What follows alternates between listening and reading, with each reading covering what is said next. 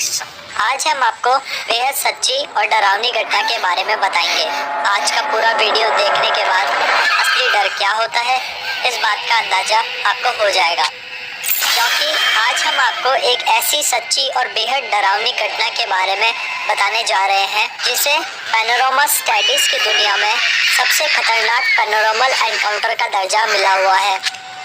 आप लोगों ने ऐसी बहुत सी कहानियां सुनी होगी जिसमें व्यक्ति में किसी खतरनाक आत्मा का वास हो जाता है और फिर उस आत्मा से निपटने के लिए लोगों को खासी मशक्कत करनी पड़ती है। लेकिन हमारी आज की कहानी कोई सामान्य कहानी नहीं है, क्योंकि इस घटना में पीड़िता के शरीर में एक नहीं, दो नहीं, बल्कि 6 दुष्ट आत्माओं का वास था। और इन दुष्ट आत्माओं का राज जानकर शायद आप हक्के बक्के रह जाएंगे।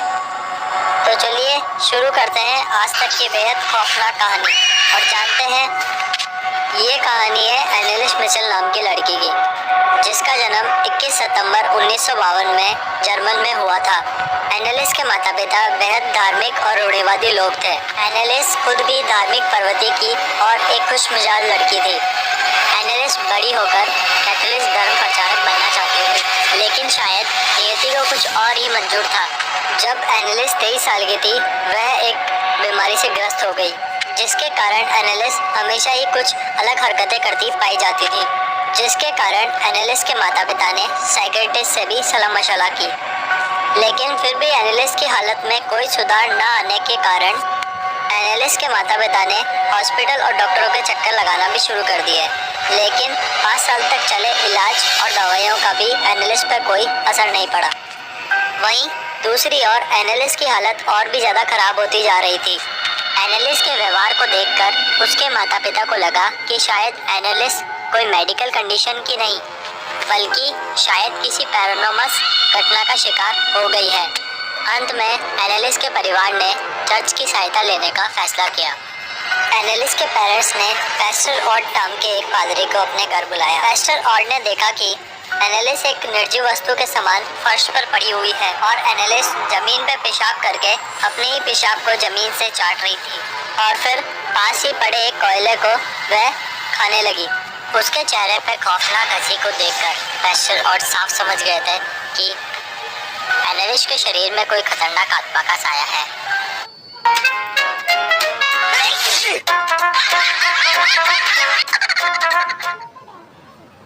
Get rich butter chicken or creamy pastas at rupees 149. Enjoy a safe delivery with Zomato. Order now. उन्होंने एनेलिस के पेरेंट्स को सलाह दी कि उन्हें जल्द से जल्द एनेलिस पर एक्सोर्सिज्म क्रिया करवा लेनी चाहिए ताकि एनेलिस जल्द से जल्द ठीक हो सके। उन्होंने एक और पादरी आर्नोल्ड लेंस के साथ मिलकर पहली एक्सोर्सिज्म क्रिया को अंजाम दिया, जहां उन्हें पता लगा एनेलिस के शरीर में एक दो नहीं बल्कि 6 आत्माओं का साया है। इस पहले एक्सोर्सिज्म से ही एनेलिस के शरीर में वास करने वाली आत्माएं और भी ज़्यादा उग्र हो गई और एनेलिस को बुरी तरीके से अपनी गिरफ्त में ले लिया।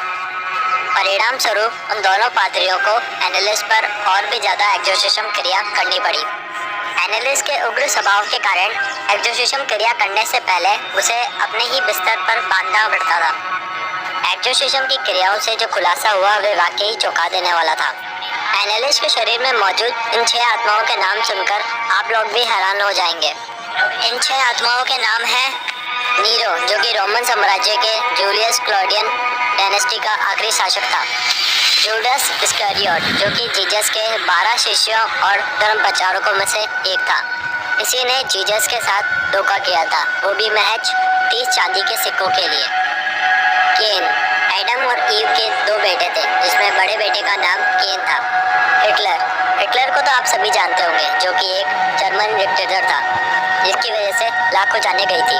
वैलेंटीन फ्लैशमैन, 16वीं शताब्दी का एक बदनाम पादरी, जिसे शराब पीने, हमला करने और मर्डर के आरोप में रोमन साम्राज्य ने बर्खास्त कर दिया था। लूसीफर, जिस प्रकार अच्छाई की प्रतीक के लिए ईश्वर को देखा जाता है, उसी प्रकार बुराई की प्रतीक के लिए लूसीफर को देखा जाता है। लूसीफर को शैतानों का शैतान भी कहा जाता है। ये सभी 6 आत्माएं एनेलिस के शरीर में एक साथ प्रवेश कर गई थी। एक्सोर्सिज्म की प्रक्रिया के दौरान दोनों पादरियों को इन आत्माओं से 2 चार होना पड़ता था। एग्जोर्सिज्म की प्रक्रिया के दौरान एनालिस इतना उग्र हो जाती थी कि वह अपने पेरेंट्स और भाई बहनों पर भी वार कर देती थी। वह कभी उन्हें अपने दांतों से काटकर घायल कर देती थी और कभी अपने नाखूनों से खरोच देती थी और कभी वे खुद को भी मारने लगती और खुद को बुरी तरह घायल कर देती थी। हालांकि कुछ दिनों के लिए एनालिस की हालत में थोड़ा सुधार आया, लेकिन कुछ ही दिनों बाद एनालिस की हालत पहले से भी ज़्यादा बदतर हो गई। उसने कुछ भी खाना पीना छोड़ दिया था। उसका कहना था कि उसके अंदर बैठे शैतान उसे कुछ भी खाने नहीं देते। इसी कारण वह कुपोषण का शिकार हो गई। उसका स्वास्थ्य बुरी तरह से बिगड़ने लगा। 30 जून 1976 को एनालिस पर 62वां और आखिरी एग्जोर्सिज्म किया गया, जिसके दौरान एनालिस ने कहा वो अब थक चुकी है और अब इस शरीर से छुटकारा पाना चाहती है।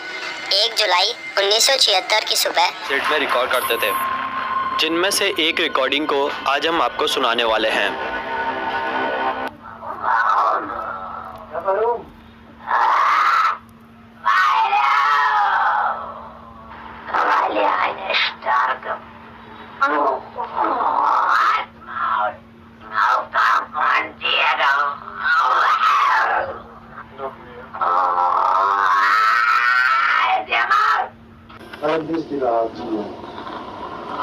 Ich hab recht dazu, dass ich in dem Wald rein bin. Ich trag ihr die Rotznase noch so lang, bis es lebt wird. Ist so Blödelei. Für uns gibt's kein Zurück. Nie! In alle Ewigkeit! Sag mir den Namen. Wer ich? Der Judas. Und der Nero. Der Kain. Und der Hitler. 5 Stimmen. Das ist der 6. Oh, den haben wir gelogen. Den habt ihr natürlich. एनालिस की मौत के बाद एक और पेचीदा मोड़ सामने आया, जब एनालिस की पोस्टमार्टम रिपोर्ट में यह साबित किया गया कि एनालिस कुपोषण से मरी थी और वह एक मानसिक रोगी भी थी। साथ ही साथ डॉक्टर ने उन दोनों पादरियों पर यह इल्ज़ाम लगाया कि वे लोग एनालिस के माता पिता को गुमराह कर रहे थे। लेकिन इस कहानी और एनालिस की मौत का असल कारण वो 6 आत्माएं थी या उसे डॉक्टरी मदद की ज़रूरत थी, ये एक सवाल है जो आज भी किसी को नहीं पता है। आपको क्या लगता है कि एनालिस वाकई में किसी मानसिक रोगी की शिकार थी? अगर डॉक्टरों की ये बात मान भी लें तो एनालिस का वो बर्ताव और 6 अलग अलग लोगों की आत्माओं और उसके मुंह से आती 6 अलग अलग आवाज़ों का क्या राज था? आप अपनी राय हमारे साथ ज़रूर शेयर करें। अगर आपको हमारी आज की वीडियो पसंद आई है तो इसे लाइक कीजिएगा, शेयर कीजिएगा और सब्सक्राइब कीजिए और बेल आइकन दबाएं ताकि आपको आने वाली वीडियो की जानकारी प्राप्त हो सके। Thank you.